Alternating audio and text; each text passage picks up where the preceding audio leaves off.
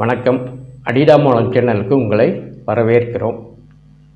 2 நாளைக்கு முன்னாடி, அதாவது 28 ஜனவரி 2024 அன்று ஞாயிற்றுக்கிழமை காலை ஒரு 11 மணி அளவில் பீகாரின் முதலமைச்சர் நிதிஷ்குமார் தனது அமைச்சரவையை கலைத்துவிட்டு கவர்னரிடம் தன்னுடைய ராஜினாமா கடிதத்தையும் கொடுத்து விட்டார்.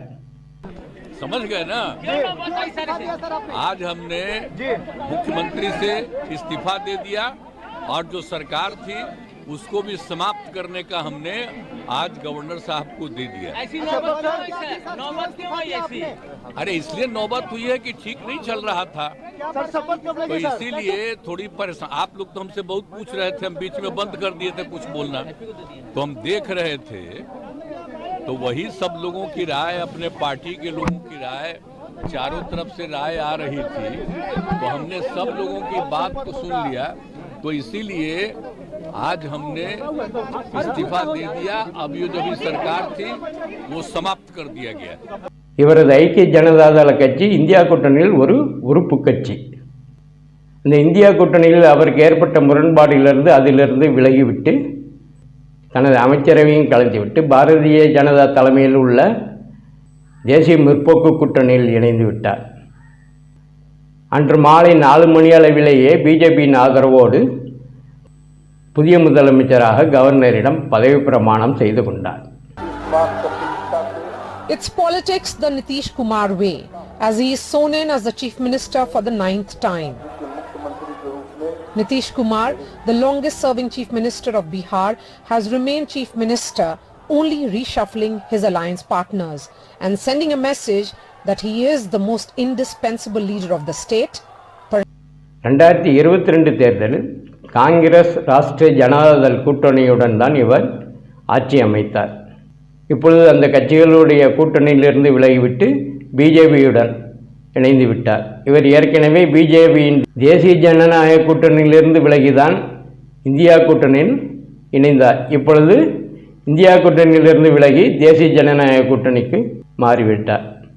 கூட்டணி தாவலிலும் ஏதோ பெரிய ரகசியம் இருப்பது போல எல்லா செய்தி ஊடகங்களும் பிரேக்கிங் நியூஸ், அதிர்ச்சி தகவல், ரகசிய பின்னணி, மர்மம் என்ன, இப்படியெல்லாம் தலைவி போட்டு அரசியல் நோக்கர்களை கவர்ந்திழுக்கிறது.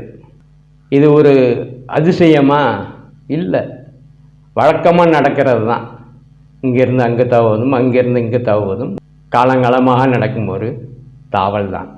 அது மட்டுமா, தான் இணைந்திருந்த கட்சியிலிருந்து வெளியே வந்ததும் அந்த கட்சியை பற்றி மிக கீழ்த்தரமாக கேவலமாக விமர்சனம் செய்வதும், பிறகு அதையெல்லாம் உதிர்ந்த மயிராக நினைத்துவிட்டு அப்படியே கட்டித்தழுவதும் இது ஒரு வழமையானது. அதனால் இது ஒரு பெரிய அதிர்ச்சியான தகவல் இல்லை. ஆனால் அவர் கூட்டணி தாவலில் மிக பெரும் உண்மை இருக்கிறது. ஆனால் அது வெளிப்படையானது தான். இந்தியா கூட்டணியுடைய நிலவரத்தை பார்ப்போம். பஞ்சாபிலும் டெல்லியிலும் ஆம் ஆத்மி கட்சி காங்கிரஸுடன் இணைந்து தேர்தலில் செயல்படாது. ஏன்னா அவங்க காங்கிரஸை எதிர்த்து பிரச்சாரம் செய்துதான் டெல்லியிலும் பஞ்சாபிலும் ஆட்சியை கைப்பற்றினார்கள். அதே நிலைதான் மேற்கு வங்கத்திலும். மம்தா காங்கிரசினுடைய பெரிய எதிரி. இந்தியா கூட்டணியில் இணைந்தாலும் மம்தா என்ன சொல்கிறார்? நாங்கள் மத்தியில் தான் காங்கிரசுடன் கூட்டணி, மாநிலத்தில் அல்ல. மாநிலத்தில் நாங்கள் தனித்து நின்றே வெல்லுவோம். நாங்கள் ஒருவர் மட்டுமே பிஜேபியை வெல்லக்கூடிய தகுதி பெற்றவர்கள். மேற்கு வங்கத்தில் உள்ள காங்கிரஸ் பிஜேபியுடைய பி டீம் என்று சொல்லிக் கொண்டிருக்கிறார். इंडिया नाम हमने दिया, लेकिन मेरे का दुख का बात है ये कहने का। हम जब मीटिंग में जाते हैं हम देखते हैं सीपीएम मीटिंग को कंट्रोल करते हैं, जिसको साथ 34 साल हमारा जिंदगी में लड़ाई किया हमने, हम उसको कोई एडवाइस नहीं मानेंगे। हमको बहुत असम्मान मिलते हैं, लेकिन तब भी जितना लीडर है रीजनल पार्टी को, मैंने क्या बोला, रीजनल पार्टी को इलेक्शन रीजनल पार्टी को ऊपर छोड़ दो, जो रीजनल पार्टी स्ट्रांग है, और 300 सीट में आप अकेला लड़ो, हम मदद कर देगा, हम आपका कोई सीट में हम नहीं लड़ेंगे। वो लोग क्या कहते हैं, हमको जो मर्जी हो हम करेंगे। एक बात याद रखना, बीजेपी को मदद मत करो। बीजेपी का अगर तुम लोग मदद करोगे कोई, तो अल्लाह का कसम आप लोगों को कोई माफी नहीं करेगा, हम तो माफी नहीं करेंगे। हमारा पास हिम्मत है लड़ने के लिए, लेकिन हमको लड़ने नहीं देता है लोग। हमारे पास हिम्मत है, आज तो हम रैली निकाला इसी के लिए, हमने हिम्मत दिखाया। कितना पॉलिटिकल पार्टी है, क्या हिम्मत दिखाया? एक मंदिर विजिट करने से हो गया? மகாராஷ்டிரா, அங்கு சரத்பவார் காங்கிரஸிலிருந்து வெளியேறி காங்கிரஸை எதிர்த்து தான் அரசியல் நடத்தி வருகிறார். ஆனால் இப்பொழுது இந்தியா கூட்டணியில் அவரும் ஒரு உறுப்பு. கேரளாவை எடுத்துக்கொண்ட காங்கிரஸுக்கும் கம்யூனிஸ்டுகளுக்கு தான் போட்டி. ஒருவரை எதிர்த்து தான் நிற்கிறார்கள். ஆனாலும் கம்யூனிஸ்டுகள் மத்தியில் கூட்டணி வைத்து விடுவார்கள், மாநிலத்தில் மட்டும் கூட்டணியில் இருக்க மாட்டார்கள். தமிழகத்தில் காங்கிரஸ் காலங்காலமாக திமுகவுடைய கூட்டணியில் தான் இருந்து வருகிறது. அதனால் திமுக காங்கிரஸுக்கு எதிராக மத்தியில் செயல்படாது. அவர்களது கொள்கையே மத்தியில் கூட்டாட்சி, மாநிலத்தில் சுயாட்சி. திமுக ஒருமுறை கருணாநிதி அவர்கள் முதலமைச்சராக இருக்கும்போது காங்கிரஸை விட்டு விலகி பிஜேபியோட கூட்டணி வைத்தவர்கள் தான் இவர்களும்.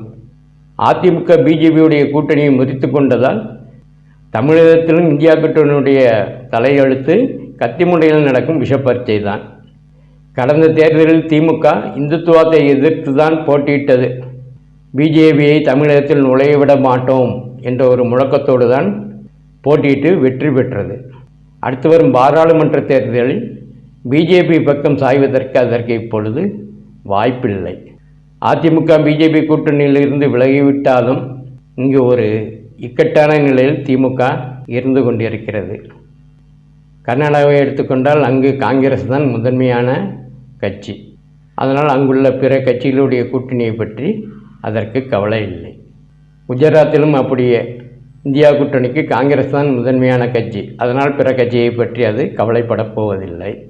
உத்தரப்பிரதேசத்திலும் காங்கிரஸ் தனித்த நிலைதான். ஆந்திராவிலும் காங்கிரஸ் தனித்த நிலைதான். பிற கூட்டணிகளுடைய தயவை அது எதிர்பார்த்தில்லை. இந்த நிலையில்தான் நிதிஷ்குமார் பிஜேபியுடன் இணைந்திருக்கிறார். அதற்கு உண்மையான காரணம் ஒரு சதியோ ஒரு ரகசியமோ இல்லை, வெளிப்படையானதுதான். ராமர் கோயில் திறப்பு விழாக்கு பிறகு பிஜேபியுடைய தாக்கம் வட மாநிலத்தில் குறைந்து மதிப்பிட முடியாத அளவுக்கு வளர்ந்துள்ளது, ஆதரவு பெருகியுள்ளது. முக்கியமான பிரபலங்களும் அந்த நிகழ்ச்சியை, இந்த ராமர் கோயிலை போற்றுவதன் மூலம் மக்களிடையே ஒரு பிஜேபிக்கு ஒரு தளத்தை அமைத்து கொடுத்திருக்கிறார்கள். ராமர் கோயில் திறப்பு விழாக்கு பிறகு பிஜேபிக்கு ஏற்பட்ட அரசியல் தாக்கம்தான் நிதிஷ்குமாரை பிஜேபிக்கு தாவ வைத்துள்ளது. மேற்கு வங்கத்தில் மம்தா பானர்ஜியுடைய நிலைமையும் அதுதான். தமிழகத்தின் விளையாட்டுத்துறை அமைச்சர் உதயநிதி ஸ்டாலின் சனாதனத்தை ஒழிப்போம் என்று சொன்னபோது உடனே மம்தா பானர்ஜி என்ன சொன்னார்? இந்த உதயநிதி ஸ்டாலினுடைய பேச்சுக்கும் எங்களுக்கும் தொடர்பில்லை, நாங்கள் ராமரை போற்று மதிக்கிறோம் என்று உடனே அறிக்கையை வெளியிட்டார்.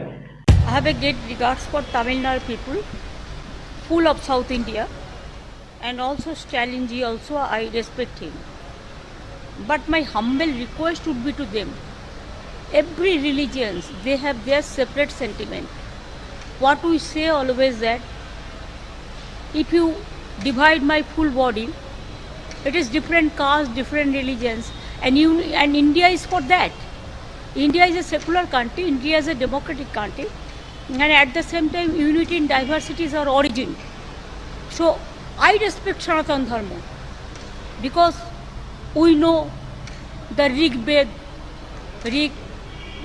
Atharva, so many Veds, and it came from our Upasana, Aradhana, Bandhana from then.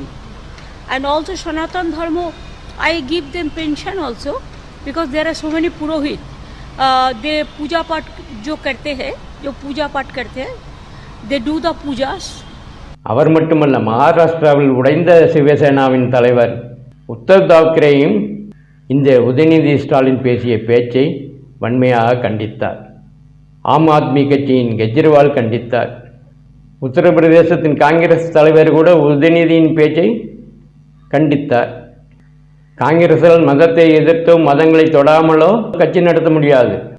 காங்கிரஸுக்கு மட்டுமல்ல, முற்போக்காளர் என்று சொல்லிக்கொள்ளும் திமுகவுக்கு முடியுமா? முடியாது. இந்தியா முற்போக்கு கூட்டணியில் காங்கிரஸ் தனது ஆளுமையை கொண்டு வர வேண்டும் என்று நினைக்கிறது. ஆனால் மாநில கட்சிகள் அவரவர்கள் தங்களுடைய ஆளுமையை தங்களுடைய மாநிலத்தில் நிலைநிறுத்திக் கொள்ளவே முயற்சிக்கிறார்கள்.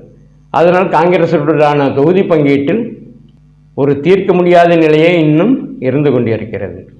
இந்த நிலையில்தான் நிதிஷ்குமார் பிஜேபிக்கு மாறியிருக்கிறார். ராமர் கோவிலின் தாக்கம் அவரை கூட்டணி மாற செய்திருக்கிறது. இதில் ரகசியம் ஏதும் இல்லை. நன்றி.